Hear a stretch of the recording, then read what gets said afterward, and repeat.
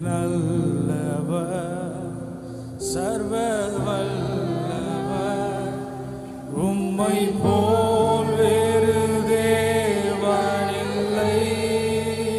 சொல்லுவோம். நீர் நல்லவர், சர்வ வல்லவர், உம்மை போல உம்மை போல் ஹல்லேலூயா.